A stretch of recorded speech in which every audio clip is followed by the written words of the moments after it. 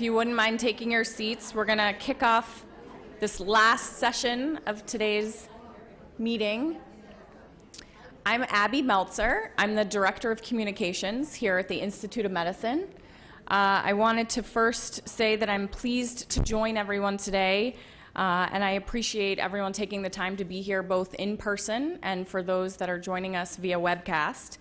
My goal for today is really to give you a sense of what to expect when we release the report from the IOM NRC on the science of children birth to age 8. And I'm also going to ask for your help today to help generate some ideas for how we can get the messages of this report into the hands of those who we view as the target audiences and we really want to reach.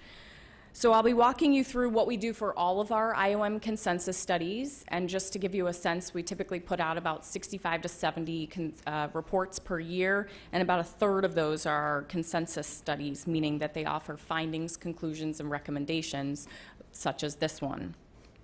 So I'll provide you with a few examples of communications activities and products that we have found successful for previous reports, but I hope that we can spend the majority of this time really focusing again on hearing from you and how you think we can best promote this report to our target audiences. So as part of our report release process, there's a few things that we typically conduct. The first is we almost always host a public event with invited media and stakeholders. This is our opportunity to have the committee members, a few spokespeople, release the report. They talk through the findings, conclusions, and recommendations to those that are present. It's usually about 1 hour, and we also invite questions. We also issue a press release. This comes from our Office of News and Public Information, and when we pitch that press release, we're really targeting it to a broad sense of reporters, those that cover general health news, but we're also going to be targeting industry and trade publications. We conduct Hill briefings, so a number of committee spokespeople will be going up onto the Hill, meeting with congressional representatives, usually one day prior to the release of the report, and briefing them on the findings and conclusions, as well as the recommendations. We also, as a matter of course, we write a 4-page what we call report brief, and this is really a lay-friendly summary document. It's used for the media. We post it on our website, and it's also taken to those briefings on the Hill. It really highlights the key messages and the conclusions and findings of the report. In terms of our web outreach, we will be sending out a listserv announcement announcing that the report has released. So I will encourage you, if you're not already signed up for the listserv, to sign up. And we also will be announcing it through our e-newsletter, which is a publication that we put out electronically. It goes to more than 40,000 plus subscribers, and we do that once a month. We also, as of late, have been developing a PowerPoint slide. We feel that this is a great way to highlight the report cover, the unique short URL for that report, as well as a suggested citation. This will be part of the report webpage when the report releases, and it's just an easy way for those who are going to be citing this report going forward, maybe in an upcoming conference. They have the report cover and all the materials right there at their fingertips. And lastly, we promote the report through our social media channels. I'm just going to show you a few of the channels that we are on. Twitter at the IOM, this meeting, the hashtag birth2 that'll be the hashtag pretty much throughout the study, so please use that when you're speaking about this report. We're also on Facebook and LinkedIn, Google+, and YouTube, and we find that we are using social media. Really, we understand that the best way to get our messages to those who we're trying to reach is really finding them where they already are, and oftentimes our audiences are using these media, so that's why we engage using this media to reach them. And we have almost 30,000 Twitter followers, and we have more than 6,500 likes on Facebook. So now I'm going to go into a brief sort of show and tell, a couple of examples of things that we have done in the past in terms of communications products and activities where we have found some success. So this first example is an infographic, sort of a scrolling website. It's interactive, and it was for our Educating the Student Body report, which was really about taking physical activity and physical education and putting it in schools. And we found that there was really a need to sort of get people behind this idea that 60 minutes of activity, vigorous physical activity, can be done in the school day. And so this website, which I think we're trying to go to in a minute, you can see as we scroll down, sort of walks through the content. It's a really engaging platform for the information and the messages. We wanted it to be geared toward the general audience, so we made it really accessible, have bright colors. And we distributed this through our listservs and various organizations that we found were willing to share it. So the sponsor of this, which was the Robert Wood Johnson Foundation, they agreed to share this with their listservs and other announcements and upcoming conferences and so forth, as well as the President's Council on Fitness, Sports, and Nutrition. We contacted them and they agreed to promote it through their channels. And again, through our social media channels. We've gotten some great feedback so far, and we've also created a static sort of print piece to match this that we printed and will be distributing at upcoming conferences and meetings. So again, this was just one way that we have found some success in promoting the messages of a report. If you go back to the PowerPoint. So another great example along the lines of infographics, we created an infographic for a workshop that we had back last March. It was on birth settings in the United States, and it was one of our most successful graphics that we produced in 2013 in terms of views on our website, and it was also shared, again, a lot through social media. It was timed. We created it in advance of the workshop, so at the workshop we were able to release it, and it, again, garnered a lot of attention for us. So moving on, the next, here, I can just scroll through. Oops. There we go.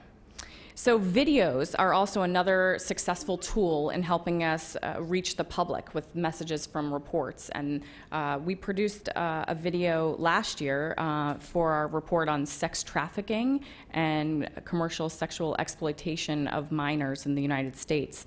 The video has more than 8,000 views on YouTube, and we are continuing to find ways to help promote it at relevant conferences. And I can just play a 30 seconds or so of it to give you an idea. I don't know. Maybe not. Okay, we can skip it. You can see it, but unfortunately the sound doesn't seem to be working. Okay. But that's just one style of the videos that we produce. We can also work on other styles of videos where we interview patients or caregivers or consumers and hear their stories and really utilize storytelling as a mechanism to relay the messages from our reports. Another great way that we have been reaching some of our audiences is through fact sheets, or what we call action guides. This was really successful for our early childhood obesity prevention policies report. We created a series of 5 action guides that all were, they have the same look and feel, but they're on different topic areas. So they included healthy eating, marketing and screen time, physical activity, and sleep.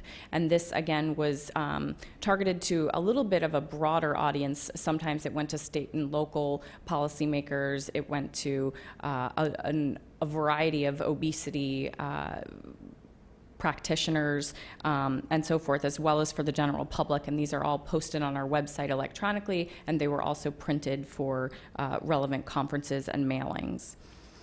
And then lastly, timed with the release of our report, Epilepsy Across the Spectrum, we wanted to develop something that would speak to both this new community of epilepsy advocates, since this was the first time that IOM had studied the topic of epilepsy, but also the general public. So we developed a short 5-question quiz that was a digital quiz that we created as sort of a widget, which is basically a dynamic web application. And we put it on our website and we shared it with the 20+ sponsors that we had for that report. And I would also add that prior to developing the quiz, we garnered support for the quiz so that when we built it, we knew that the stakeholder groups were going to help us distribute it and share it. So just to show you really quick, this is what the quiz looks like. It's really short. If you answer the question, if you answer it correctly, it gives you a brief blurb, as well as if you answer it incorrectly, it'll also have the same message from the report. And then at the end, there's also a place to a link to download the report. And then if you notice, there are social media icons in the corner to help promote the sharing of this tool. Again, this was really successful in terms of getting the stakeholders to help us promote it. So far to date, this has been viewed 200,000 times in 3 years, almost 3 years. And many of that traffic is coming directly from the Epilepsy Foundation, which, if we go back to the PowerPoint, I can show you, they have it directly, they have the widget directly on their homepage. So it's a link that takes you to this quiz. And you can see right there in the circle, this, again, just speaks volumes in terms of sharing our content and getting other groups to help us share it, who may or may not have been in contact with the report or would have seen that quiz, but then we're getting our messages to reach them in that way. So for this report, I know it's still early in the process and we're still identifying the most effective tools that are going to help us spread those findings and conclusions, but I wanted to just touch on a few initial ideas that we have, and again, that depends on the budget and what is going to be left at the end of the project, but a few of our ideas so far would be, the first would be to host a follow-up discussion event, so a month or so after the report has released, inviting everyone back to convene a meeting and discuss the recommendations as well as how to implement them. So how is this going to work in the real world and in practice? We've done this with a few other reports in the past, specifically the evaluation of PEPFAR report, and it was very successful. It was a great way to get the relevant stakeholders in the room, really at the table, talking about how to implement the recommendations. We also webcast the event, so again, those who weren't able to make it in person still could listen in or watch. And I'll also just use this example, or use this moment to promote the project listserv again. As you can see, iom.edu/birth28. So if you haven't signed up already, I would encourage you so that you can hear about the announcements coming out of this report and this activity. So similar to the action guides that you saw earlier, we also think that a similar style action guide or fact sheet would be a great way to highlight the relevant information and findings for providers in particular, and reaching that audience. We also think that hosting a webinar to promote the report's findings and recommendations, and specifically for the state and local at that level, I think that the policymakers at that level do engage in webinars, and I think that hosting a webinar shortly after the release of the report so that we can brief them on the recommendations and findings, and that's a great way to also garner some feedback and hear some questions from that audience. And lastly, to reach a more general audience, this report might be ripe for a video or even some sort of fact sheet that dispels common myths or misperceptions surrounding this topic and this continuum of birth to 8. So again, these are just a few initial ideas, and I don't want to take up any more time. I'd really like to spend the rest of our time hearing from you all what your experiences maybe are in reaching the right people, and even what audiences you think we should be targeting with this report, and how you think we should target them best. I think also even hearing how you all receive your messages, and how what effective tools that you've either seen on this topic or that you think might be effective for this topic area. We also have some sort of contact sheets that I'd like to pass around. If you don't get a chance to fill it out today, you can email it to me. But it's just for us to just get a sense of hearing from you all what your thoughts are if you don't feel comfortable sharing it. So with that, I will open it up for questions, suggestions, feedback. Yes.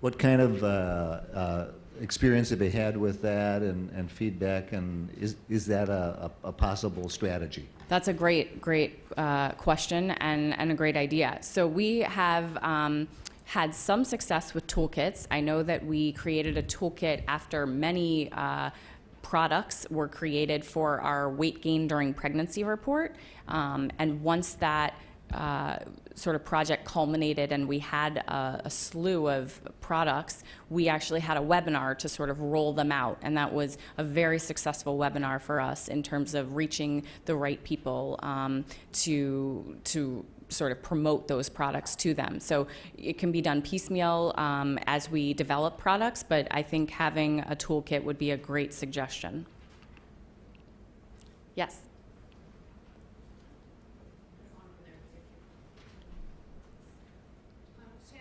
The Administration for Children and Families, one of the sponsors.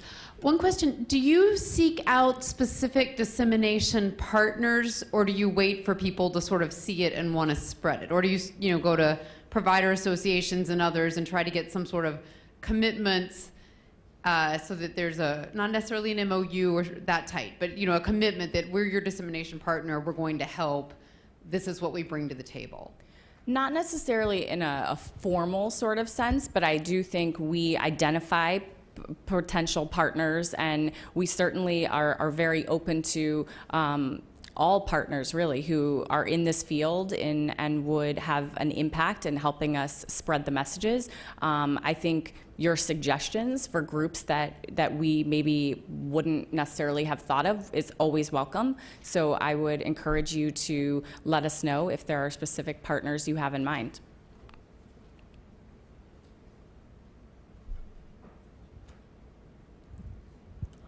So after today, I have a few thoughts about audiences that I maybe didn't think about, or didn't think of them as sort of as key as before.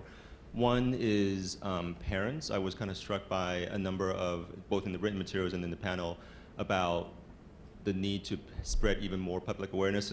Sort of at the policy level, I feel like everybody knows about early childhood, how important it is, but apparently, there are some communities, and maybe there are certain communities and certain demographics that we need to target a little bit more, even within that parent community. So that's one. Two is both the early childhood and K-12 professionals, teachers, and particularly, the professionals, so early childhood educators, and then elementary school teachers, but also K-12 leaders like principals and superintendents, I think are key audiences. And then I saw that you guys do, obviously I know this already, that you guys often do Hill briefings, and I'm wondering if you guys also do any, how do you reach out to state government, I guess, whether it's executive office or state agencies or legislators? So we have an Office of Governmental Affairs, Congressional and Governmental Affairs, so we would work closely with them. They definitely have a pulse on the communities that you're speaking of, and I think we would certainly be open to scheduling, whether it be an executive office briefing or at the state level as well.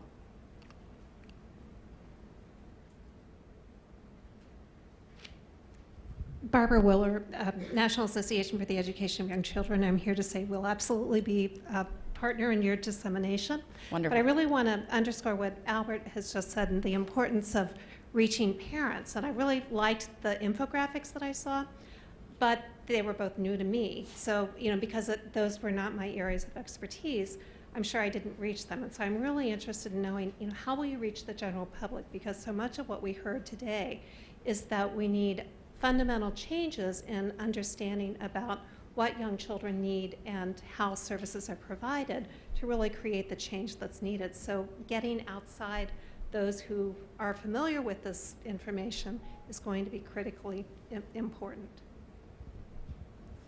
I would say that it's going to be a strategy that's going to be involved in terms of identifying what audiences we want to reach. General public is one of the toughest audiences because it's so broad. I would say that the media is an intermediary sort of audience, and so they're often used as a channel. So, for example, we could do something on, radio stations, TV stations, something along those lines, an op-ed, things in publications where we know a lot of the public is paying attention to. And so I think that a media strategy, whether it be bloggers as well as traditional media, will be one aspect that we will consider. Certainly it depends at the end, but I think that is a great way. To your point, I think we often fall into a little bit of a trap, like we're very limited and you don't want to create these products and hope that people come find your infographics or your videos. So I think having a coordinated and strategic plan for involving some of the partners, and we're glad to hear that the NAEYC is going to sort of join on, that will be critical, and we can sort of work together to think through the types of products that you think your audience as well would be interested in receiving. Hello. Oh. An unusual idea, I think.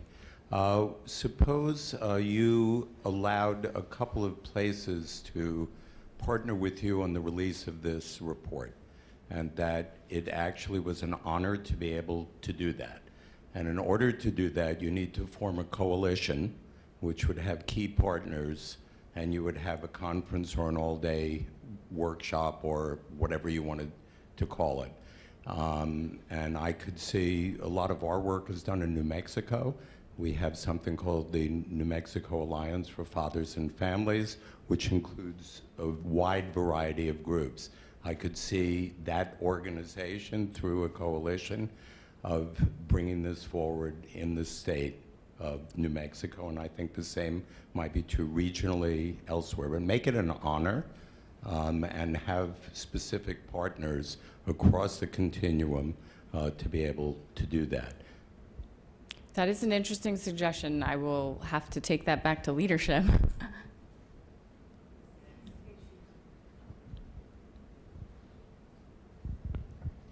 I don't know what the regulations, limitations are, but if you were thinking about reaching the general public and thinking about reaching families in particular, I was wondering about partnering with, like, say, a media outlet that is for children, that parents would also be watching with children, like partnering with Sesame Street, partnering with Disney. Are those things that we're allowed to do? And would that be a way to sort of have PSAs going out, about the report and about the findings? That's definitely a great suggestion. I think we would have to sort of consider those groups, and certainly our media office will be in touch with organizations, but media outlets such as those, and we will certainly pursue those types of aspects. I mean, I even think something like a parents magazine would be another good suggestion, but along those lines, we'll definitely consider that.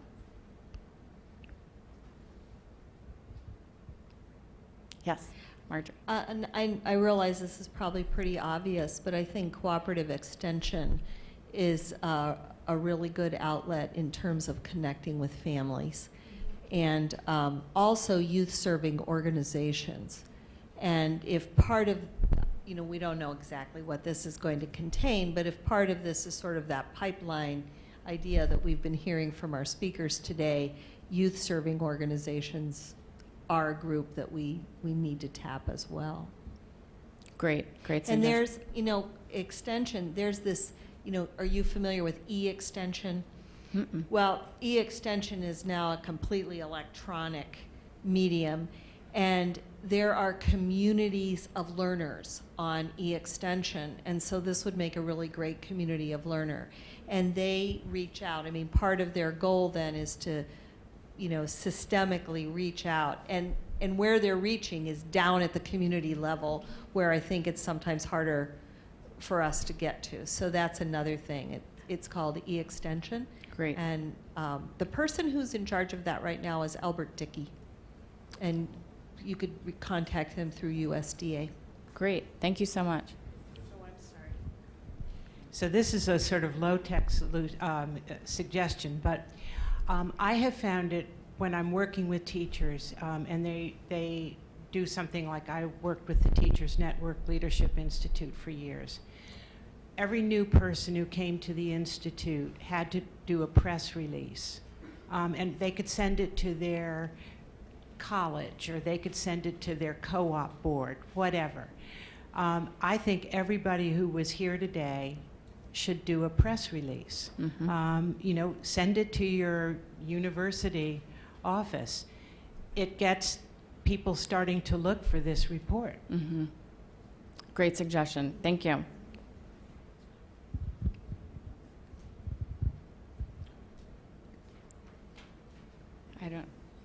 Yes, Grace.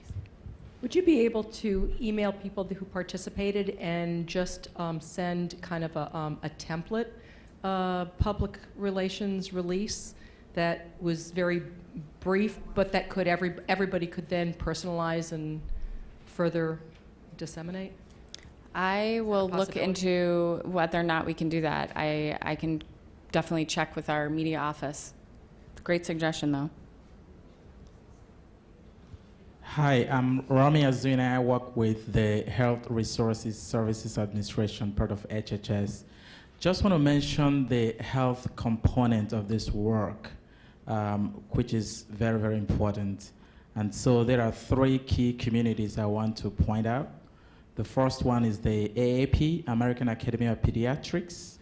They have a huge community of pediatricians who do pediatric work. The second one is the home visiting community. We have right now about 14 HHS approved models that deliver different curricula of home visiting at home. So that is a huge community to reach.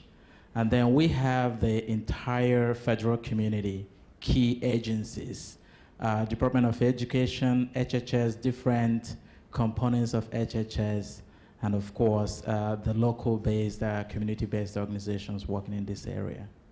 Thank you. Great, thank you.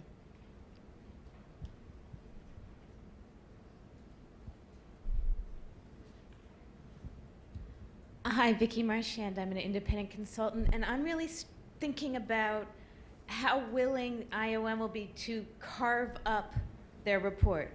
Because clearly what you want to do is put the relevant pieces in front of the right people and ways they can use it. So pieces that are connected to professional development competencies, you don't want to just say you need to develop these competencies, but this is how our research aligns with it.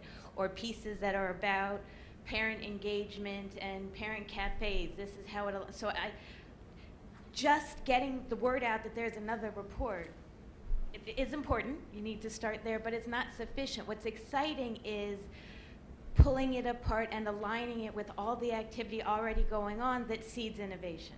And I think it's a little bit different than how do we get word out about this report. That's a great idea. Good point.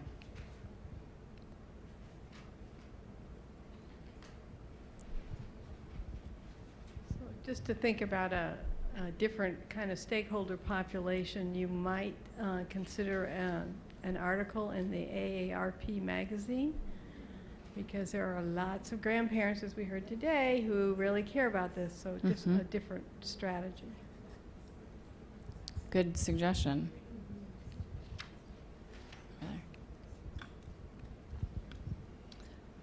One thing I was thinking about as I listened today is, at least today, and I have no idea what the committee is doing in the non-public sessions, but we really didn't have a direct teacher voice here. It was, we had folks who are deeply committed teachers, work with them all the time, or in a past life, many years ago, were a teacher. But it was kind of striking to me that we didn't have the teacher voice directly speaking. And it seems to me like the public outreach time might be a time, especially if you're going to use video or quotes, and we have so many esteemed members of the panel, there might be a way to combine up sort of the academic perspective with the teacher's voice as you think about your communications. Great, thank you.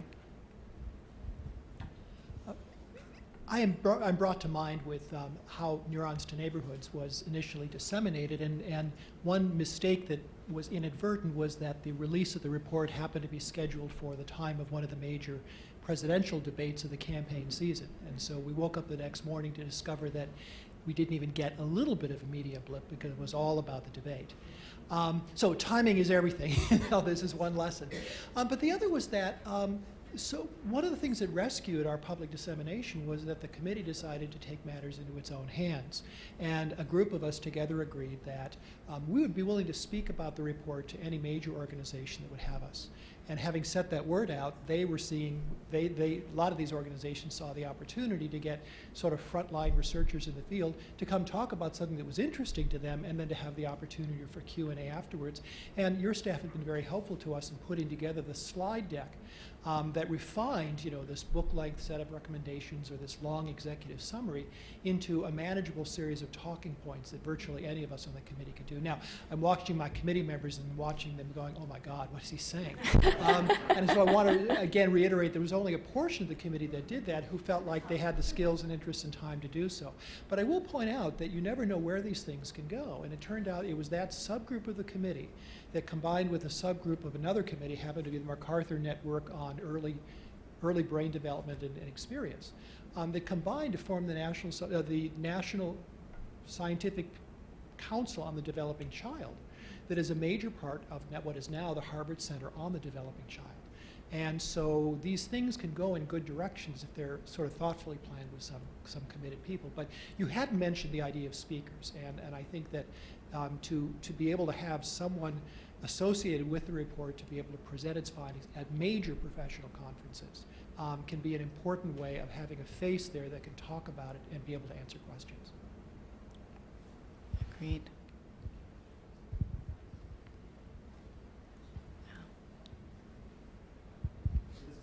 Policy advocacy kind of angle, and I don't know what the policies are for you guys to sort of interact with advocacy organizations, but all the states have, children's advocacy organizations, early childhood advocacy organizations, education advocacy organizations, and those are the folks who, on the ground, can reach legislators, governors, and other people that they lobby, and it might be, if you can sort of get to them and get them interested in the report, that they can, put that in front of, they can be the disseminators for you, and they can blog about it. They can, write about it with the, talk about it with the media. They could, go to their legislators and talk about it. So that network of advocacy organizations might be a good avenue to a lot of different audiences.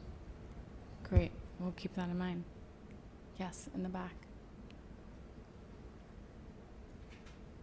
I just want to remind us we want to make a really broad appeal to philanthropists. I know we have a couple of foundations that are supporting this effort, but going way beyond that I think would really help us. Great. Maybe tapping into Grantmakers for Ed, Grantmakers for Children, Youth, and Families, et cetera, some shortcuts to getting access as well. Mm-hmm.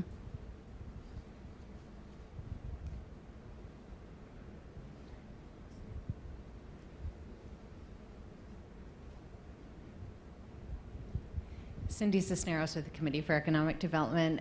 Just a couple of quick suggestions. One, we'd be happy to work with you in sharing with our wide business network, which is national, as well as other business organizations that we work with in town.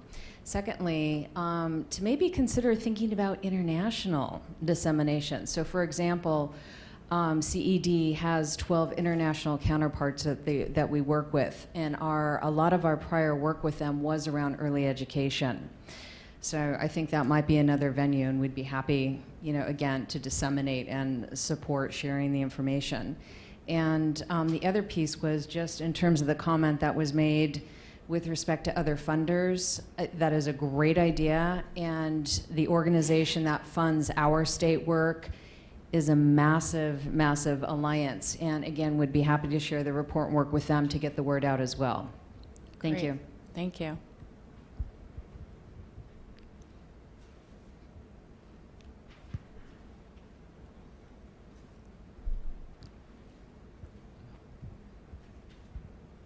I have a couple of what I think are pretty obvious ones, but haven't been mentioned. And one is school boards and working locally and having a presentation that would be easily accessible to school boards, I think could be really impactful.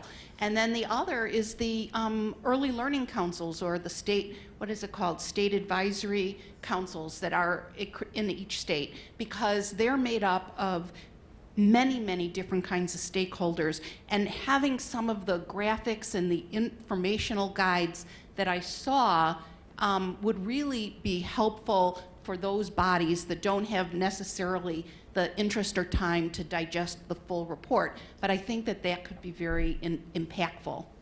Great, thank you.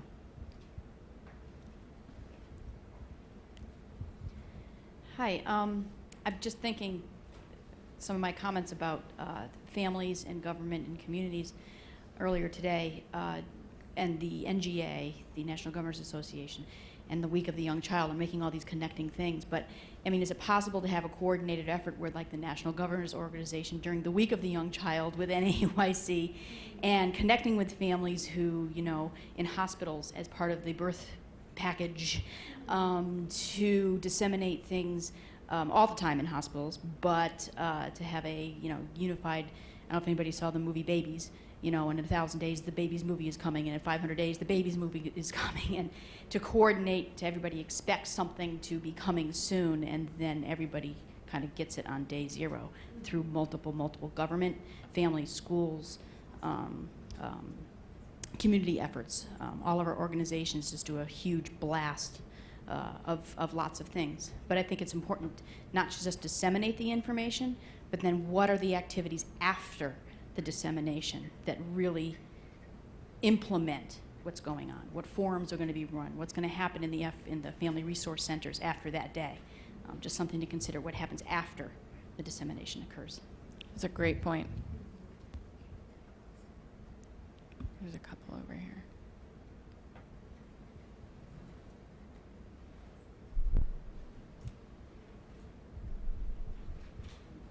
At the risk of being obvious, I think a lot of these suggestions are pointing us back to what has worked in the past, and we looked at what went out when the information first came out about early childhood brain development, and coalitions were formed in states to help push that information out to all kinds of audiences, which include the audiences which are on either side of those really tight seams we were talking about today, because there's a huge audience within higher ed, within educational cooperatives in rural areas, within local governments that don't typically talk to each other.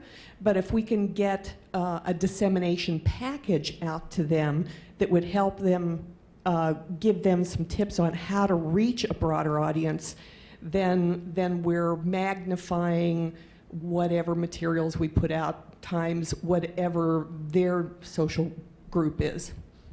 Great.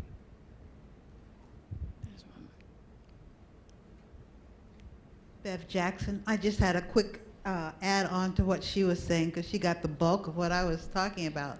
When the recommendations come out, sometimes some of them might talk about teacher education. Then NCATE should be around the table and should be a partner. National Council for Teachers of Education should be part of the dissemination. The gentleman from HRSA, Health Services Resource Administration, talked about home visiting, and the Home Visitors Association. All of those should be partners, as well as pediatricians regarding the AAP. So, and the AAP and child care have a national partnership, and all those partners in every state could be part of your dissemination strategy. to just tap on, I mean, we're early childhood, most of us are here, but every group that's in that birth to 8 has a health component, as well as an education component, as well as a Department of Justice and child welfare component. And we all need to be involved. Great point. This is more a question for everyone, but one of the things that I was thinking about with respect to allied health is all of the other health professionals who work with children, OTs, people who do stuff with communications, helping kids with speech and language and those kinds of things. Is there anyone here that represents or has a hand in those audiences, and any suggestions for how, other than maybe like reaching out to the professional organizations of those groups, which, you know, maybe kind of a no-brainer, but any other kind of ideas for how to build those connections across the silos?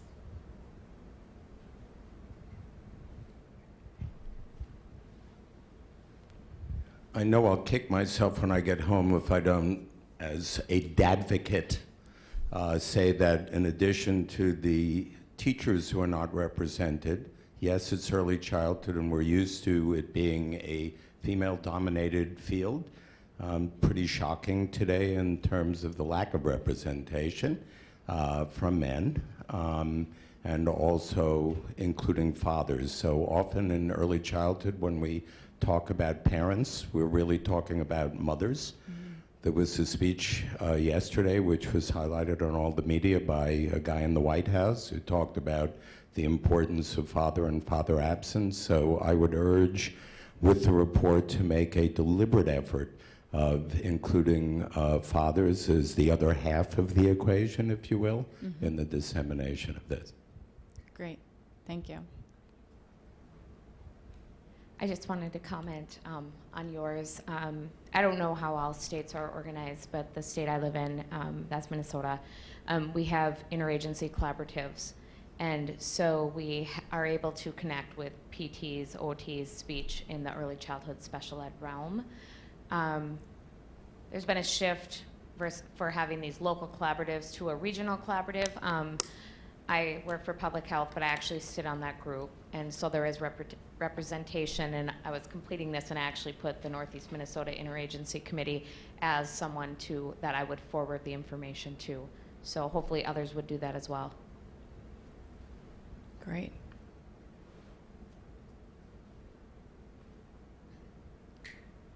Other comments, feedback, responses to the question?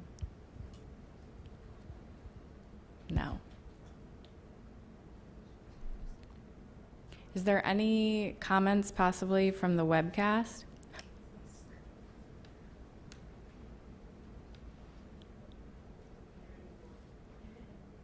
Yeah? No? Okay. Well then, I guess we can wrap up. Well, I wanted to take a moment and thank everyone for coming to today's meeting. It's been a pleasure, and if you do have an extra minute or two and can fill out that form that we passed out, we can collect them or you can drop them off at the desk on your way out. But thank you all, and we look forward to being in touch about this report. Thank you.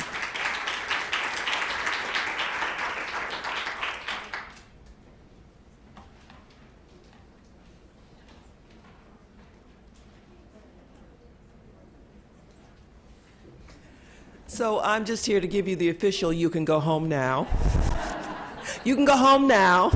Thank you for coming. It's been quite a wonderful day. Thank you.